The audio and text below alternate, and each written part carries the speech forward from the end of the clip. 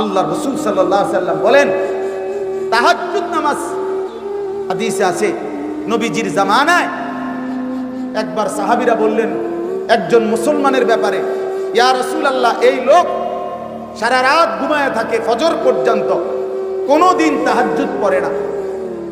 তাহাজ্জুদ মানে ফজর না, ফজরের আগের নামাজ। কথা বোঝেন নাই আপনারা? নবীজির সাথে সাথে মিশকাতে আমরা নিজে পড়ছি, আল্লাহ রাসূল বললেন যালিকা রাজুলুন বালা শাইতান ফি উযুনাইহি।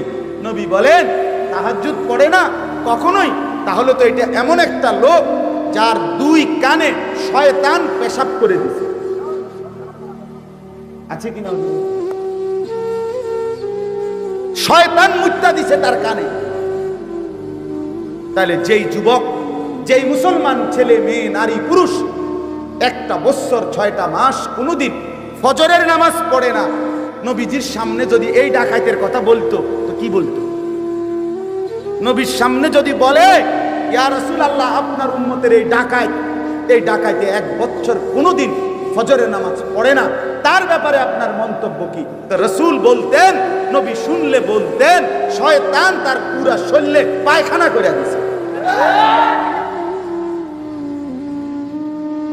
হ্যাঁ, লজ্জা থাকলে হাইসো না, মানুষের বাচ্চা যদি হও হাইসো না।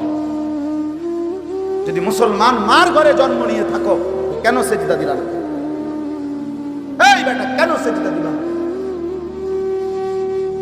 নবীজি সাল্লাল্লাহু আলাইহি সাল্লামের স্পষ্ট হাদিস, ফজরের নামাজ যে পড়ে না, নবী বলেন ওয়া ইল্লা আসবাহা খাবিসান নফস কাসলানান। নবীজি বলেন যে ফজরের নামাজ পড়ে না, শুনতেছেন সবাই? ওই শুনতেছেন আপনারা? রাসূল বলছে যে ফজরের নামাজ পড়ে না, সে খবিস খবিস খবিস, এটা খবিস বেটা, খবিস, এটা খবিসান কাসলানান, এটা অলস, অকর্মণ্য, অপদার্থ। এটা কোনো পদার্থ না, প্লাস্টিক, আকাঙ্ক্ষা। এজন্য দয়া করে জিন্দেগির কদর করেন, বলেন ইনশাআল্লাহ। আল্লাহ আমাদেরকে তৌফিক দান করেন। হিম্মত চাই, হিম্মত। বন্দেগীর জন্য হিম্মত দরকার, হিম্মত দরকার। আপনারা, আমরা মানুষ, আমরা মুসলমান। আজকে বাপ আমরা আগাইতে পারছি না আমাদের খামখেয়ালির কারণে। আজকে সারা পৃথিবী আমাদেরকে বিদ্রুপ করে, মুসলমানের বিরুদ্ধে ষড়যন্ত্র করে, মুসলমানের উপরে জুলুম অত্যাচার করে, মুসলমানের যুবককে নিয়ে আপনার মস্কারি খেলে, তামাশা করে, একবার দুষ্টামি করা, এটা যেন পাগলের মতো বানায় ফেলছে। মুসলমানের যুবককে একবার বেঈমানে বলে চুলে দিক দিয়ে কাইটা ফালাই দে, এতে লাখ লাখ যুবক ফেলে দিল। পরের মাসে বলল, বেঈমানে বলল যে এবার চুলে দিক দিয়া ফালা, এবার দিল এদিক দিয়া ফালাইয়া। পরের মাসে বলল চুল চারিদিক থেকে কাইটটা একদম সমান করে মাঝখান দিয়ে একটা পাখির বাসার মতো চুল রাখ। যুবক এটাও লাখ লাখ করলো। তাহলে তোমারে যে পাগলের মতো, ছাগলের মতো তোমারে ঘুরাইতেছে, তুমি আহাম্মক বোঝো না? তুমি বোঝো না? হ্যাঁ, তোমারে 3 বছরের ভিতরে কয়টা ফ্যান বদলাইলো? আমার 42 বছরের ভিতরে লুঙ্গি বদলাই দিল না। অসুবিধা কি? তোমারে কে তোমার ফ্যান বদলাইলো? একবার সিফা, একবার ডোলা, একবার মারু আপ প্যান্ট, একবার ফুল আপ প্যান্ট, একবার মাঝখান দিয়ে সিরা, একবার পিছন দিয়ে তুমি টাইন নাইডারে উদাও, কাইডারে একবার রাবার দিয়ে গলার লগে লাগাইলে কারণ না। বাচ্চাদের এটারে কি ফ্যান কয়? ওই যে একটা ফ্যান হাফ প্যান্ট আছে না, এটা গলা সহ লাগাই এলা। ঘটনাটা কি বুঝা তো উচিত। আরে আমার লইয়া কেন শুরু করি? আমি তো প্রায় বলি, আমি যদি এই লোকটারে এখন বলি, এই ছেলেটারে যে তুমি একবার দাঁড়াও, দাঁড়াই, আবার বইলো, আবার একটু কাইতইলো, আবার এদিকে কাইতো যে ঠ্যাং ডাল দিল ঠ্যাং আলি, এরপর হে কি করবো? আমার ওইটা কি পাগল ধরে আনছে? কথা বলেন না, বলবে কি না? বলে আরে আরে এটা কি পাগল ধরে, এবার আমারও লইয়া কেন শুরু করছে কি? একবার কয় ডান দিকে, একবার কয় বাম দিকে, একবার কয় ঠ্যাঙ্গাল কি দাও। বলবে কি না? বলেন না কেন? যেই কোনো মানুষ বলবে এটা আমারও লইয়া কে পাগল। আজকে মুসলমানের ছেলেদেরকে নিয়ে, যুবক যুবতীদেরকে নিয়ে বেঈমান এরকম তামাশা খেলতেছে, তামাশা। মজাক করে, ঠাট্টা করে, খাই দেহি চাই চুল এন দিয়ে কই হালাই তো দেহি ভালাইনি, হ হালা এন দিয়ে ভালাই তো দেহি ভালা, যেটা কয় বেঈমানে ওইটাই, যেটা বলে বলছে বেড়ি লইয়া মোটরসাইকেল চালাও, হ্যাঁ দিল তো ছাইরা, ডাকাততে ছাড়লো, কক্সবাজার গিয়ে থাম। অসভ্য মেয়েরে বলছে পিছন দিক দিয়া জড়াইয়া ধরো, এটাই ডিজাইন, দিল ধরাইয়া ধইরা, লাখ লাখ মানুষ দুই পাশে রাস্তা থেকে দেখতেছে, আর এই অসভ্য বেহায়া একটা যুবতী সে যুবকের পিছন দিয়া জড়াইয়া ধইরা ঢাকা থেকে চিটাং যাইতেছে। হায় হায় হায়, মানুষ এত নিকৃষ্ট হয় কেন? মানুষ এত নির্লজ্জ হয় কেন?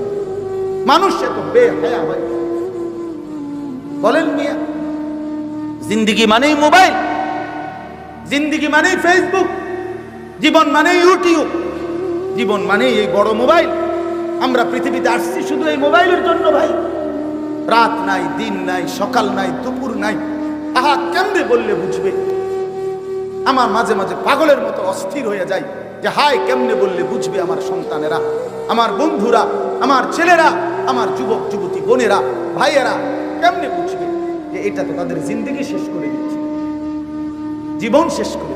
অভিভাবকের গাফলতি, সন্তানদের বেপরোয়া জিন্দেগি আমাদের দেশ, আমাদের সমাজ, আমাদের ইসলাম, আমাদের দ্বীন একেবারে শেষ করে দিচ্ছে।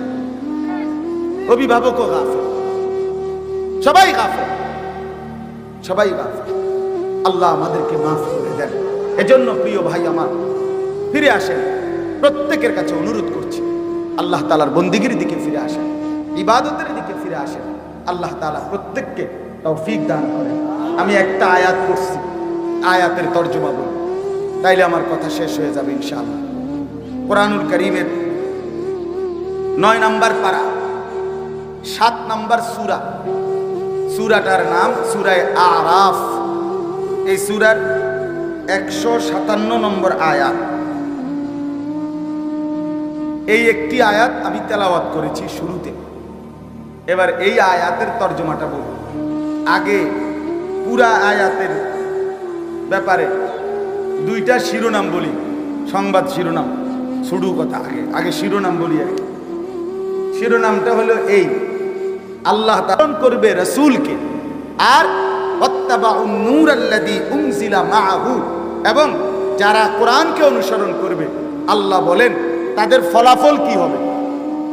এই দুই অনুসরণ করার কারণে তাদের রেজাল্ট কি হবে?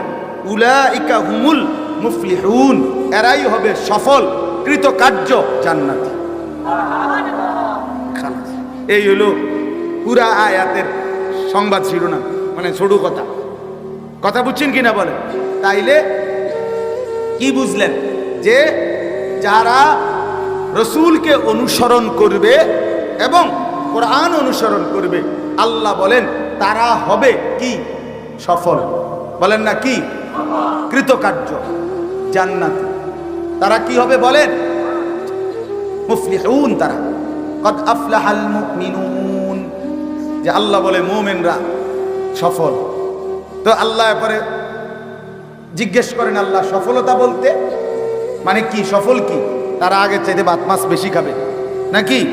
বিল্ডিং টিল্ডিং পুরা ফুল টাইলস, এটা না। আল্লাহ বলেন আল্লাযীনা ইয়ারিসুনাল ফিরদাউস, সফল মানে ও চিরেই তারা জান্নাতুল ফিরদাউসের উত্তরাধিকার হবে।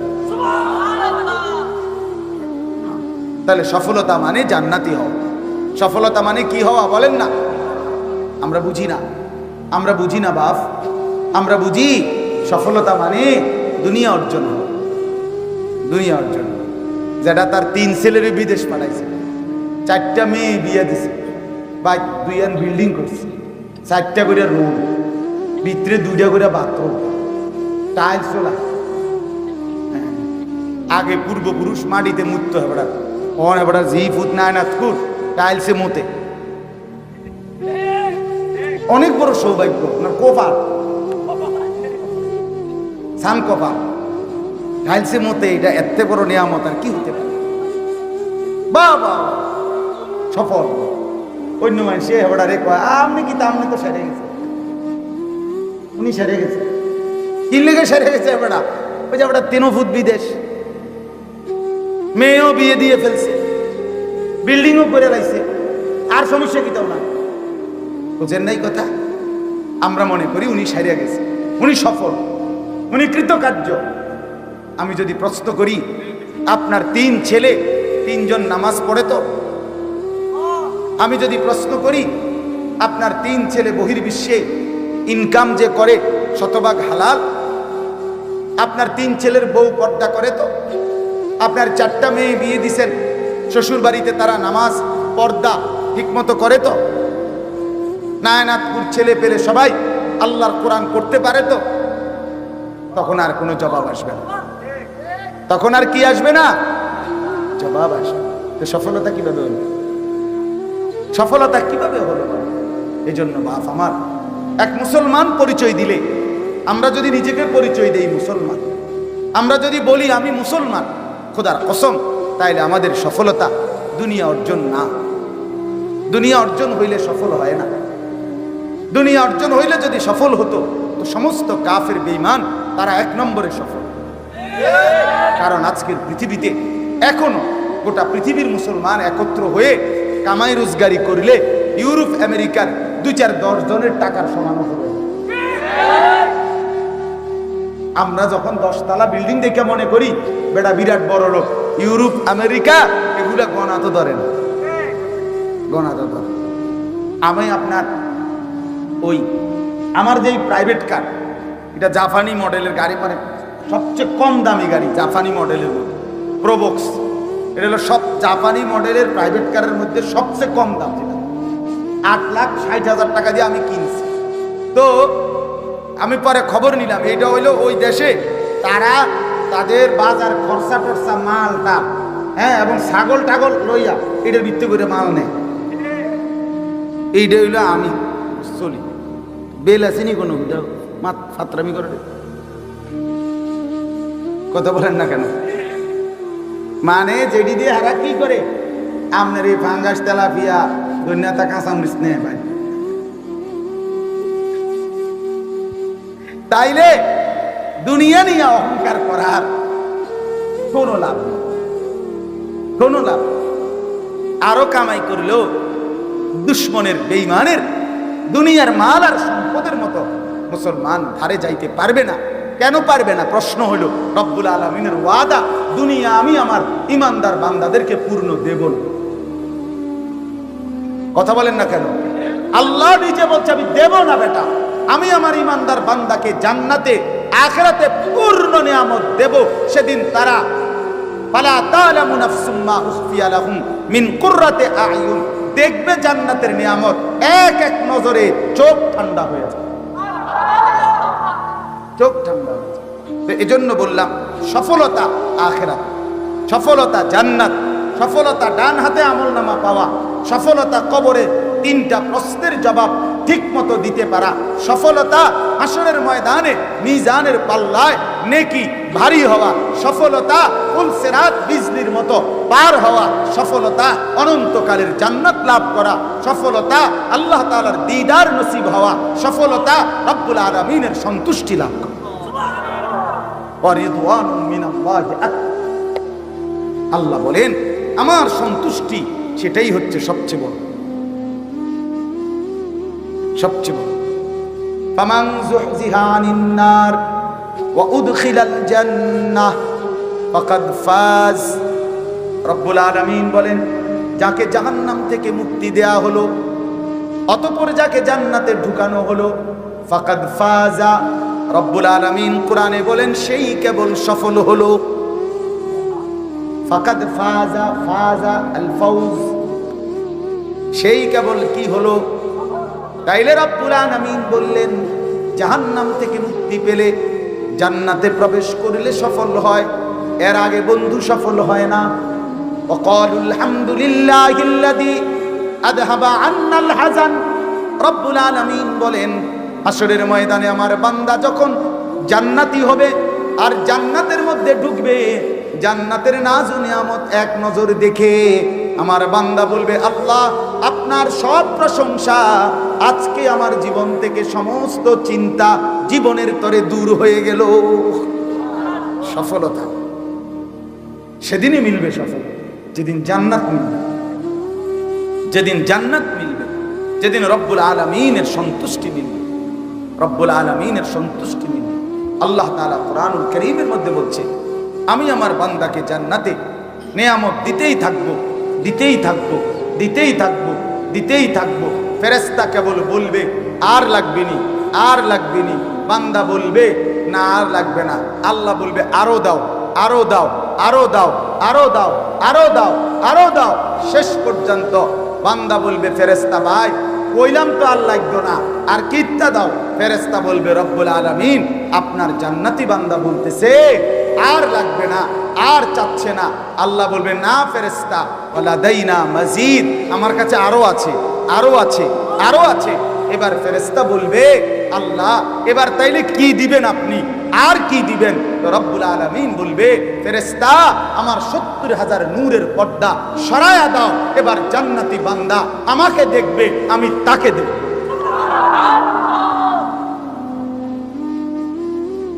হ্যাঁ, এটা ইয়াকিন আমাদের, আলহামদুলিল্লাহ, এটা হবে নিশ্চিত, হবে নিশ্চিত।